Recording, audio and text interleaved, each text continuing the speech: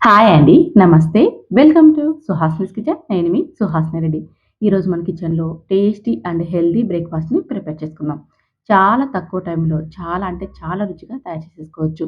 సింపుల్‌గా ఈవినింగ్ టైంలో అయినా లేదా మార్నింగ్ టైంలో అయినా ఈ రెసిపీని ప్రిపేర్ చేసేసుకోవచ్చు. పిల్లలకి, పెద్దలకి చాలా అంటే చాలా బాగా నచ్చేస్తుంది.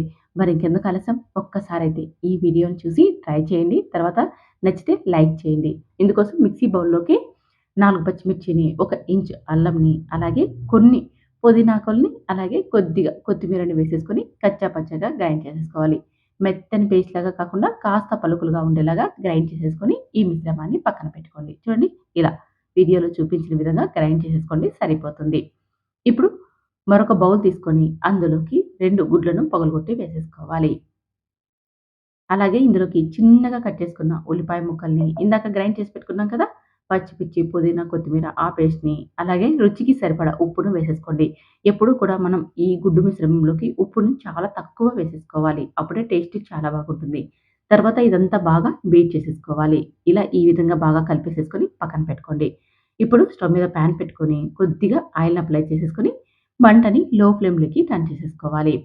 తర్వాత మనం ఇందాక ప్రిపేర్ చేసి పెట్టుకున్నాం కదా! ఈ కోడిగుడ్డు మిశ్రమాన్ని దోసలాగా వేసేసుకోవాలి. చూడండి ఇలా పెనం అంతా కూడా స్ప్రెడ్ అయ్యేలాగా స్ప్రెడ్ చేసేసుకోవాలి.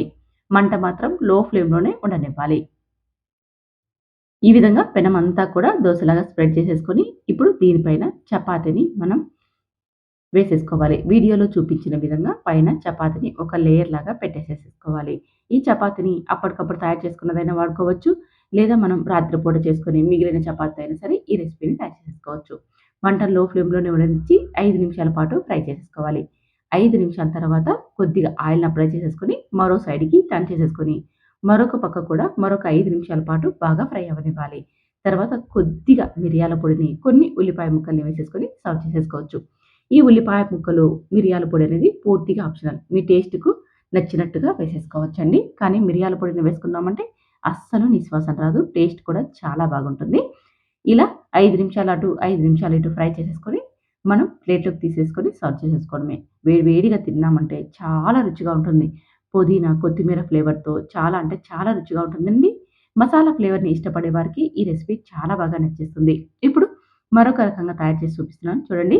ఇందుకోసం అదే పాన్‌లోకి ఒక 2 స్పూన్స్ దాకా ఆయిల్‌ని వేసేసుకొని, పెద్ద సైజు ఉల్లిపాయని ఒకటి చిన్నగా కట్ చేసి ఇందులోకి వేసేసుకోవాలి. ఈ ఉల్లిపాయ ముక్కల్ని కాస్త మగ్గించుకోవాలి. ఇవి మగ్గేలోపు ఒక బౌల్‌లోకి 2 గుడ్లను పగలగొట్టి వేసేసుకోవాలి. ఇందాక ఎలా అయితే మనం ఉల్లిపాయ ముక్కల్ని వేసేసుకున్నామో, అలాగే కొన్ని ఉల్లిపాయ ముక్కల్ని, ఒక పావు టీ స్పూన్ దాకా చిల్లీ పౌడర్‌ని, చిటికెడు పసుపును, రుచికి సరిపడా ఉప్పును వేసేసుకొని, ఇదంతా కూడా బాగా బీట్ చేసేసుకోవాలి. మనకి చిల్లీ పౌడర్, అలాగే పసుపు అంతా కూడా బాగా కలిసేలాగా కలిపేసేసుకోవాలి.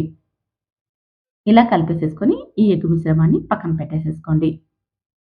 ఇప్పుడు ఉల్లిపాయ ముక్కలు బాగా మగ్గుతున్నాయి కదా! అందులోకి ఒక హాఫ్ టీ స్పూన్ దాకా చిల్లీ పౌడర్‌ని వేసుకోండి. లేదా మీరు తినగలిగే స్పైసీని బట్టి ఈ చిల్లీ పౌడర్‌ని వేసేసుకోండి.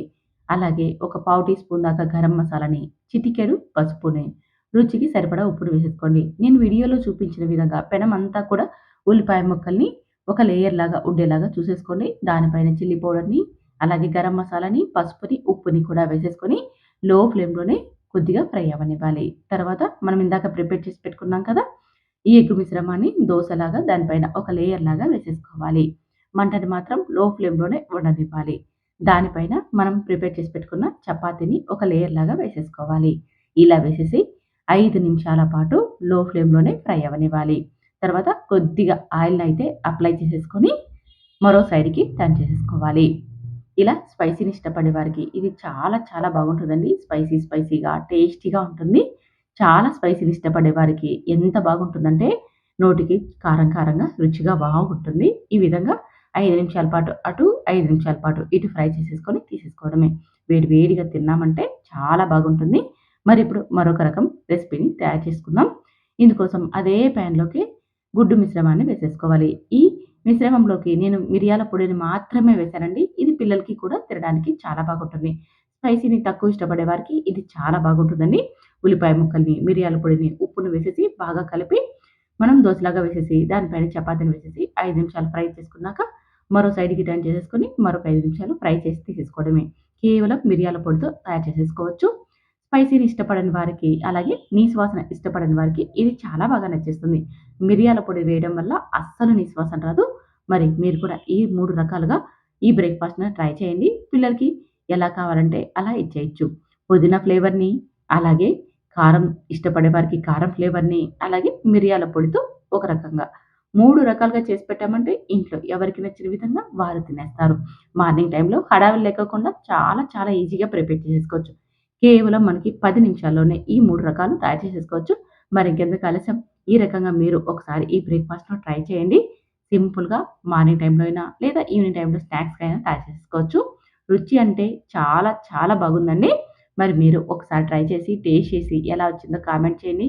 నచ్చితే మీ ఫ్రెండ్స్, ఫ్యామిలీ మెంబర్‌కి కూడా ఈ వీడియోని షేర్ చేసేసి మన ఛానెల్‌ని సబ్స్క్రైబ్ చేసుకొని ఫాలో అవ్వండి. ఇలాంటి ఎన్నో టేస్టీ అండ్ హెల్తీ వంటకాలు సుహాస్‌నిస్ కిచెన్‌లో చూడొచ్చు. Thank you for watching.